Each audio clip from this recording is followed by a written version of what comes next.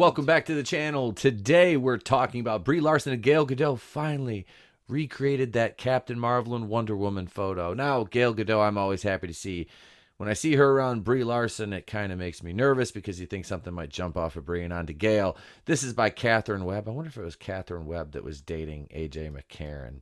Anyway, before we'd ever met Brie Larson's Carol Danvers, fans and actresses alike were hoping for a crossover with Wonder Woman.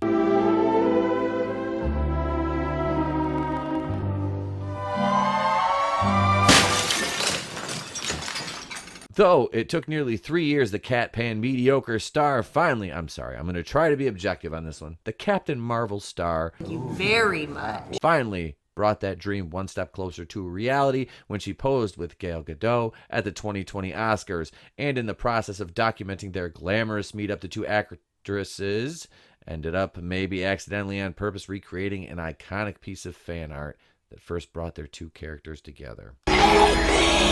So here it is on Twitter, one of the Captain Marvel bot accounts here. We see this was the original together at the Oscars. You can see it's like a basic bitch and a goddess together.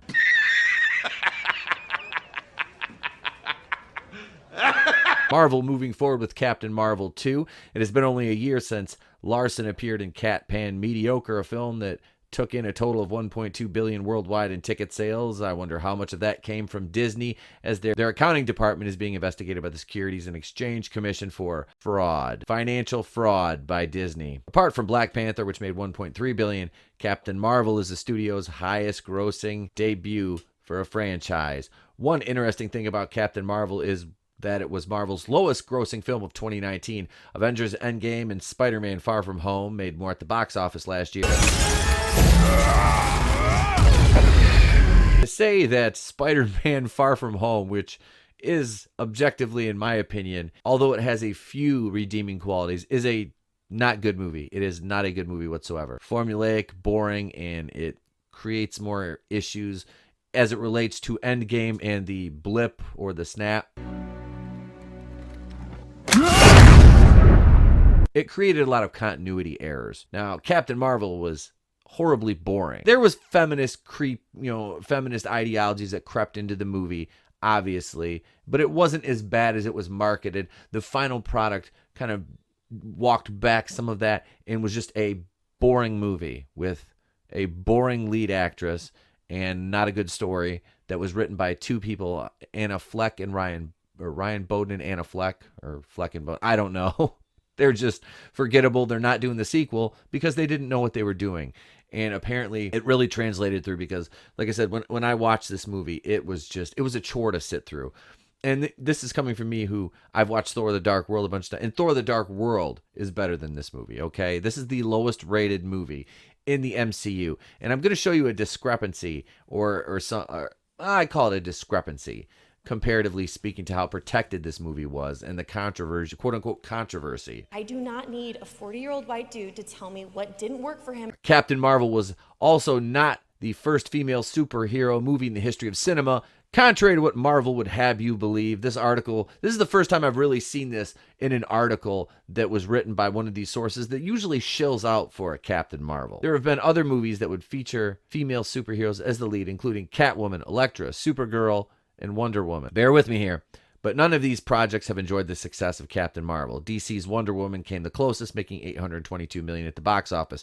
Given the numbers, fans fully expected Marvel to move forward with Captain Marvel 2, though some were unhappy with the decision to keep Larson on board. Of course they're going to keep Brie Larson on board. Number one, she's under contract. Number two, Kevin Feige is in love with this woman. It has nothing to do with the fact that she's under contract in reality, because movie contracts, film studio contracts are discredited and made and broken every day. They're, opted out of and negotiated out of. Yes, there's also the fan petition to remove Captain Marvel, around 30,000, between 25 and 30,000 signatures. And it says they want to replace her with a gay woman of color. If they want true representation, why not? This petition isn't going to go anywhere. Marvel isn't going to listen to this, although I do find it humorous that so many people have signed it, and it has actually drawn the attention of some of these shill sites. This was the hot button topic last week as this article came out. Did Kevin Feige almost leave the MCU? While we wait to learn more about Cat Pan Mediocre 2, Mark Ruffalo, the Hulk himself, recently revealed that Marvel President Kevin Feige pushed hard for more female superheroes in the MCU. Ruffalo revealed that Feige almost quit when they were making the Avengers, and that he had to convince CEO of Marvel, Ike Perlmutter, fans would enjoy a female-led film. When we did the first Avengers, Kevin Feige told me, listen, I might not be here tomorrow. Doesn't believe that anyone will go see a female starring superhero movie. So if I am here tomorrow, you'll know that I won that battle. How stunning and brave, Kevin. You aren't going to fucking quit Marvel. You didn't get where you are by being stupid. And if you quit over something like that, you would have been stupid, because look at all the money you made. Look at the success you've derived from this. So no, don't say, oh, it's going to quit because of a lack of diversity. There's so many diverse characters that Marvel has to work with, okay? Nobody complains about diversity. If they do, they're stupid, okay? Because diversity is the spice of life. Yeah, I'm saying that, and I rep the fandom menace proudly. Diversity is awesome when it's done properly. Now, if you make the entire story about racial identity, when the racial identity doesn't make sense in context of the story, that's when the waters get muddy and murky, and the story comes out a muddled mess, and it's just trash. And people like me pick it apart because you checked a box instead of writing a good story and developing your characters. That's what we don't like. Simple as that. Not a racist, not a bigot, not a sexist, not a misogynist, not a neckbeard. Look at, see, beard's all nice and trimmed up neat. Not an incel, so you can take all those, your little buzzword bingo balls, and throw them back in your hopper. You can polish that son of a bitch up all nice and pretty, and turn that son bitch sideways and stick it straight up. You can do it. Here we are on Rotten Tomatoes. We're going to take a look at Wonder Woman. Came out 2017. 93% critics, 87% audience score, 445 critic reviews, 129,023 audience scores for Wonder Woman. Okay? Now, these are both decent scores. I don't trust Rotten Tomatoes, the critics, or the audience scores. I just kind of look at these as a baseline for comparison because this is what the industry uses. So I'm looking at these to use this, right? Because Rotten Tomatoes was, we were review bombing Captain Marvel, right? 129,023 reviews. Now, let's go over here to Captain Marvel. Captain Marvel, 78% critics on 504 reviews, 48% audience score on 94,505 reviews. Now, I myself documented last year, before I even had a YouTube channel or the capability to make these types of videos, to edit them or do whatever, were downsized in the course of one day by at least 1,000. 1,000 reviews they deleted. Okay, and this score is still at a 48%. This is the audience score, not the shills over here, who only gave it a 78%. Because while they might have gave it high marks for representation, they gave it incredibly low marks for quality. So there you have it. And Brie Larson wasn't even preaching for real representation. She wanted representation in the access media, which makes no sense because it doesn't matter who's reviewing a movie. It truly does not matter, because quality of the product will shine. I'm sorry, I bumped my microphone. Quality of the product will shine through over checkbox diversity and inclusion. That never makes sense. It never works. And there's examples on examples on examples on examples of these movies of race and gender swaps that don't work because nobody wants them. It's a cop-out for lazy writing and a lack of creativity on the part of your writer's room. For shame. For shame, Marvel. You've come back with formulaic movies. I mean, they're all formulaic now. You can break it up and make it fun and exciting, or you can keep doing your paint by numbers stuff.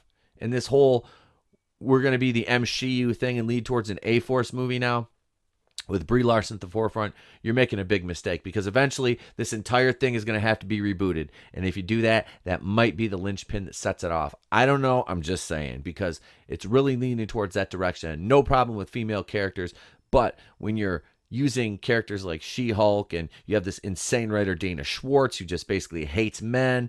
You see where I'm going with this? There's a lot of factors that are playing in here to people turning their backs on the MCU, and only the MCU stans are hanging out in this invisible audience that you're trying to appease that doesn't exist and doesn't spend money. That's my rant. I'm done for the day. This video. So there it is. Gail and Brie, Wonder Woman, and Captain Marvel. I mean, let's be honest here. If this was a video on one of the hubs, I would most definitely watch it. I might even pay for it. But that's only if you ask me off the record. On the record, I'll tell you, look, I don't like Captain Marvel.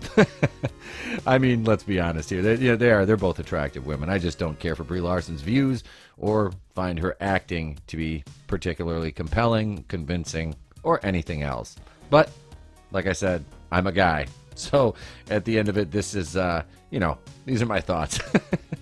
What do you guys think? Let me know in the comments below. Please consider subscribing to the channel. We're up to 176 subscribers at the time of this video. There's links to where you can find us across social media. Join us, become part of the Fandom Menace, a valued member of the Place to Be Reviews community. And what do I say at the end of every video you watch that I make? If I don't see you, have a great day and a pleasant tomorrow. And remember, there's always another video, and that's coming up